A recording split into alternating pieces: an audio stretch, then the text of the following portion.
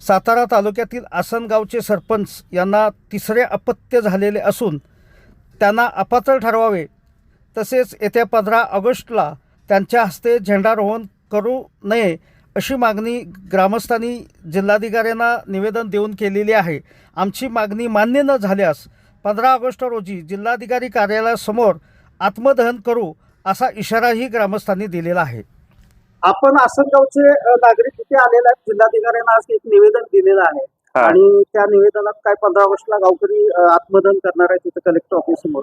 काय नेमका प्रकार आहे, काय निवेदनात काय म्हटलंय तुम्ही? नमस्कार, आम्ही आसनगावचे ग्रामस्थ आज इथं आलेलो आहे. तर आसनगावचे जे सरपंच आहेत त्यांना तिसरं अपत्य झालेलं आहे. त्या संदर्भात आम्ही 1 महिन्यापूर्वी कलेक्टर ऑफिसला इथे अर्ज दिलेला आहे. त्या अनुषंगाने त्यांनी काही चौकशी केलेली नाही. तरी आता आम्ही पुन्हा एकदा एक निवेदन दिलेलं आहे. इथं काय नेमकी मागणी काय नसते? नेमकी मागणी हीच आहे की लवकरात लवकर चौकशी करून त्यांनी कारवाई करायला पाहिजे होती. पण कसली कारवाई? अपात्रते संदर्भातली कारवाई करायला पाहिजे होती, पण ती केलेली नाही. त्या संदर्भात आज पुन्हा एकदा आम्ही निवेदन दिलेलं आहे की 15 ऑगस्टला आम्ही आत्मदहन करणार आहे.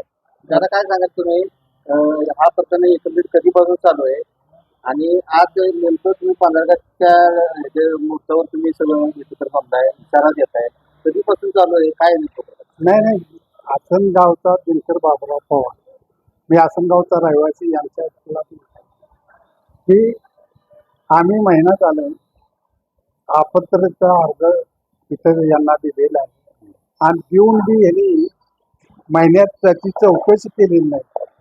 तर अपात्र सरपंचाला झेंडावंदन करायला आम्ही देणार नाही तर इथं आम्ही आत्मदहन करू. तुम्ही जिल्हाधिकाऱ्यांना तुमच्या गावचे सरपंच जे विनोद गायकवाड आहेत त्यांना तिसरं अपत्य झाल्यामुळे अपात्र ठरवावं असं तुम्ही निवेदन जिल्हाधिकाऱ्यांना दिले, देऊन निवेदन बरेच दिवस झाले, 1 महिना झालेला आहे. असा त्यांच्यावर राजकीय दबाव आहे का प्रशासनावर, असं काय वाटतं? हो, आहे ना. कारवाई का केली नाही त्यांनी कलेक्टरनी? राजकीय दबाव असल्यामुळं केलेली नाही का कशामुळं केलेली नाही आणि त्याची आम्हाला पोच बी दिलेली नाही, म्हणजे रजिस्टरनं बी दिलेली नाही आणि साधं पत्र बी दिलेलं नाही. आम्ही इथं येऊन पत्र नेलं, ही कशी पोच दिली, काय झालं बाबा? आणि त्यासाठी शासनाच्या या अंधारधुंदी कारभारासाठी आम्ही आत्मदहन करणार.